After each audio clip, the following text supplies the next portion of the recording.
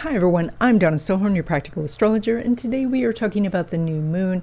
It's on May 26th, it's at 6 degrees of Gemini, and this is more than just an ordinary new moon because we have Mercury along with Uranus, Neptune, Saturn, and Pluto all in the mix, and this is causing this ongoing cosmic shakeup that you've been feeling. In this video, we're going to be diving into this new moon chart to see how it's going to affect you and what new doors of opportunity it could be opening for you. And then at the end of this video, there's going to be a segment continuing our series about activating your part of fortune. So you want to stay tuned all the way to the end. So before we talk about the new moon chart itself, let's talk about the long-term horizon. And let's start with Uranus, which is at late degrees of Taurus. And this is not a great place for Uranus to be. This started in June 2024, and because I think we're even going to feel it in the early degrees of Gemini, we are looking at this energy until at least mid-2026. Now, the reason I say this is not a great place for Uranus is because Uranus is about disruption and sudden unexpected change, which can be the pleasant surprises that we all want and look for occasionally from the universe. But Taurus is about stability and security. And so when we put these two together, we get this energy of feeling like there's no stability and no security at all. And of course, this gets more difficult if we're searching for security and stability. It's like if we're on a roller coaster, we're not expecting anything but the ups and downs and, the startling changes that a roller coaster brings. And personally, I don't like roller coasters. You might not either, but that's kind of what we're on right now. And if we have the mindset that we're on a roller coaster, so there is a lot of changes going on, and we're not necessarily going to have that quiet stability for a while. If we can get into that mindset of we're expecting the unexpected changes, then things can be a little bit more comfortable, but more importantly, we can prepare ourselves to meet and greet the opportunities that are coming. Now, at the same time, Neptune is in Aries and Saturn joins Neptune in Aries on May 24th. And so if you think of Neptune as a vision of what you want, the picture in your mind, the beautiful utopian ideas that you have, Saturn is the planet of practicality, of the work that it takes to build that vision. And so it's kind of like the architect drawing the blueprints from what you are saying your vision is. And so putting these two together, we get the picture of what you want and the plans to get there. So technically that's a great combination.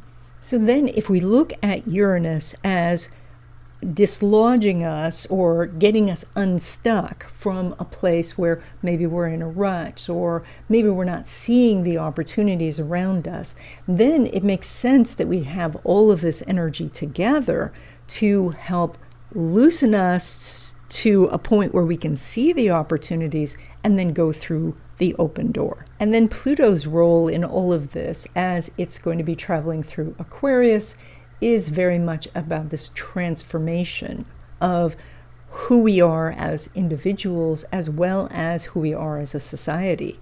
And so this allows you, now that you've been dislodged and you have a new vision, to go find your group, your tribe, your audience. So it is quite possible that around the time of this new moon, you're going to receive some sort of message. And that message could come from someone you know, or something you've watched, or a message from the universe. Now, I know that sounds like a lot for one little new moon, but this new moon is making the trine to Pluto as well as the sextile to Neptune and Saturn.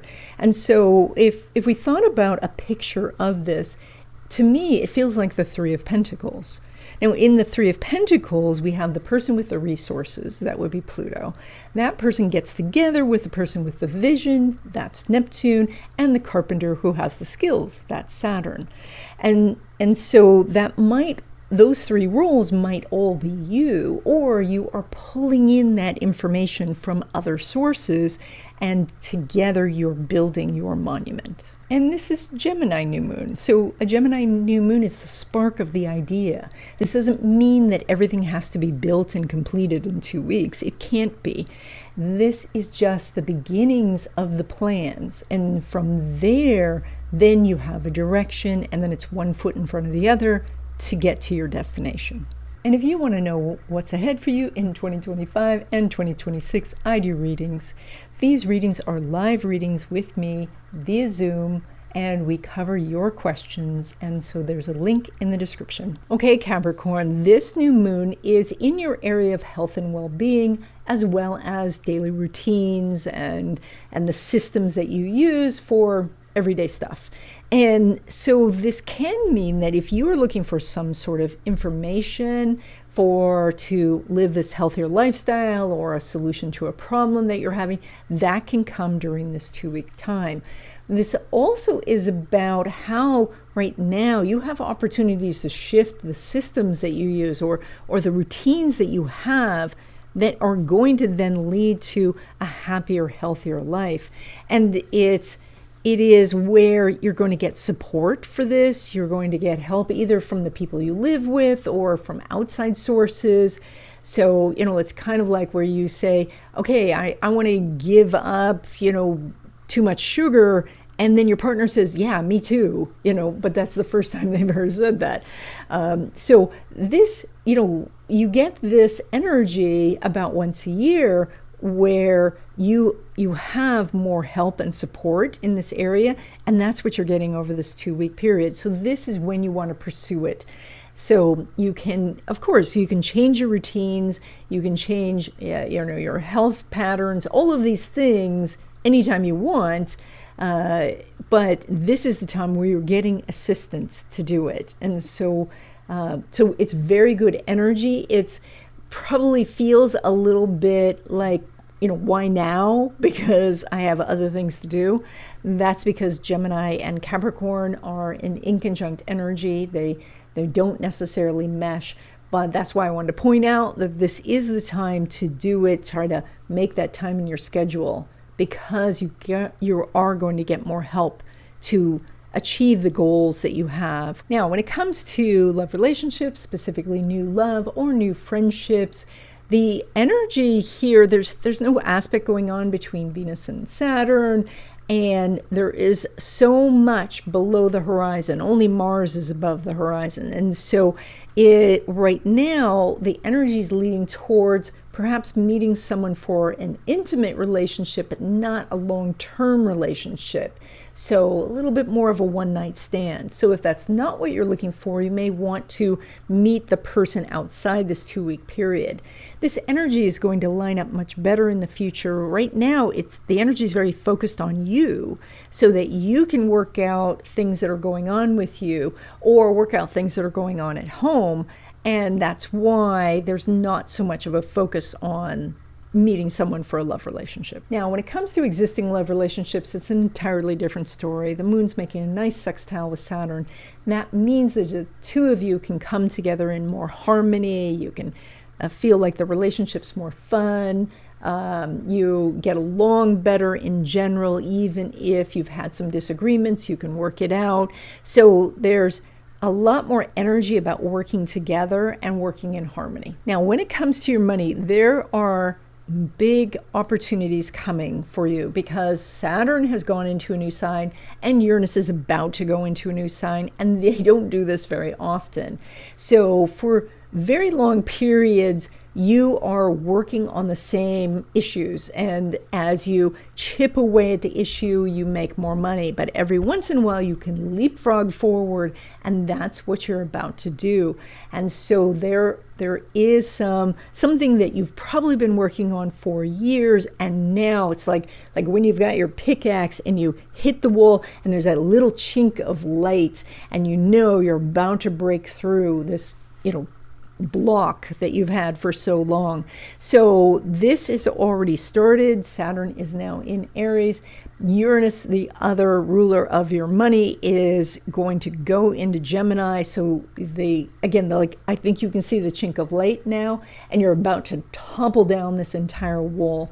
So you do want to focus on money blocks, money issues. Make sure that you are working on the internal stuff that's holding you back so that the external money can come to you. Now, when it comes to money from business or from investments, the sun is making nice sextile to Saturn. That is, as you take action, then opportunity comes to you. And you look quite busy, so I do think you're taking the actions that are necessary to bring more money, which means you're likely to make more money over the next 2 weeks. And then when it comes to money derived from career, and so that's a paycheck, Uranus is making an out of sign trine to Pluto. And I'm saying that with like I want a megaphone when I say that. This is a very rare aspect. You're going to get it for quite a while. And that means that the opportunities for you who work a job, who work for somebody else, are suddenly going to expand. And right now it's out of sign, so it may not be completely clear. As Uranus goes into Gemini, it will be an in-sign trine. That's beautiful. So this is right now, it's kind of like a fire hose of energy. So it may pick you up off the ground. It may feel like it's outside of your comfort zone. But it is going to be something that you do get comfortable with, because this is a long aspect. So you have a long time where you're going to have opportunities in this area. In this third section of the video, I have a couple of announcements, and then we're going to talk about activating your part of fortune. Every month I offer a free class. It's called New Month Wishes, and it falls on the first day of the month at 12 p.m. Pacific time. There is now a much easier way to register for this class. Just click on the link in the description and you put in your name and email, and you will get the Zoom link, and you will get some information about this class. And so what we do in this class is we talk about the astrological energies for the month, and then we together write our wishes for the month, and we activate them together with a short meditation. The class is really fun, and I hope you join us. I'm also teaching a class on finding the best day to do anything, and this is based in Chinese astrology on the 5 elements. It's a really simple method of determining the energy that you have and the energy of the day, and seeing how you can utilize the energy of the day to get the things done you want to get done. This class is part of a summit where I'm speaking with a bunch of people who are talking about very interesting topics like spirit guides and altars and all kinds of things. And so there's a link to this summit in the description. And if you like videos like this and you would like to support me and astrology in general, there is a join button next to the subscribe button, and I appreciate your support. So the part of fortune in your chart, as we've talked before, is not a planet. It is just a point, and it is derived from your sun, moon, and ascendant. It is a place where you feel that you can gain and where you feel fortunate. Today we're going to be talking about the part of fortune going through the houses. If you don't know where your part of fortune is, I can send you a PDF of your chart. There's a link in the description, and then just put in the subject line that you want to know where your part of fortune is. If you have part of fortune in the first house, you have the ability to feel what is wanted and needed by others, and this can make you very popular. So with this placement, you make most of your headway through your own efforts. If you have part of fortune in the second house, you have gains through things that you could own, or tangible things, so things like collectibles, antiques, land, other physical items. You also can get a lot of help from business people, and there are opportunities for you to gain if you deal with people in finance. If you have part of fortune in the third house, gains come to you through your knowledge, and that is as you collect information, you find opportunities. You also gain a lot through travel and meeting people, especially in foreign lands. And then you can also do gains getting help from siblings or neighbors. So, and by neighbors, I mean people in your local community. If you have part of fortune in the fourth house, your luck is around real estate. And so that is about selling real estate or owning real estate or doing anything that helps people connect with home. You can also get support from family members, and if you build yourself a strong foundation, and that would be like having an emergency fund and having some basic skills, you can really build towards material success. If you have part of fortune in the 5th house, you have good abilities when it comes to creative things, and this could include art or music, design, acting. You also may have special connections with children, as well as you get extra luck when it comes to speculation. If you have part of fortune in the 6th house, it's going to sound a little counterintuitive, but you actually have an easier time finding a job, and you might find a very good paying job. Additionally, you find things that benefit your health, which is one of the greatest wealth things out there, because when you feel good, then you can do many things. So your luck and your opportunities for gain are often around health-related things. If you have part of fortune in the 7th house, you have a gift of dealing with other people. So that would be negotiations or doing contracts. You also can gain through marriage, and you can gain through finding the right business partners or doing the right collaborations. Now, if you have part of fortune in the 8th house, then luck settles into the areas of business income, passive income, as well as things like inheritance. This can also mean wins, and so from wins, like unexpected money coming in, this would be kind of predicated on some of the other aspects that are happening that are attached to your 8th house or in the 8th house. But that part of fortune there does give you some opportunities, even for lottery. If you have part of fortune in the 9th house, you get more luck in general, which is very nice. You can also have good encounters and benefits from in-laws. You can find that travel brings you a lot of luck and benefits and material gain. And you can also get material gain through education, or that you can find things like financial aid more easily. If you have part of fortune in the 10th house, then luck and gains and opportunities do come through business or your career. It also helps give you a good reputation and social standing. It helps attract people to you so you can gain a following, and it helps you move up in your career within a company or to expand your business. If you have part of fortune in the 11th house, then friends bring you luck and gain. So as you widen your circle of friends, you have more opportunities for that. You also can, since you're quite inventive, you could invent something that brings you financial benefits. You could also receive a good, strong salary with part of fortune in the 11th house. If you have part of fortune in the 12th house, there is more general luck and protection in your life. There's more of an active guardian angel.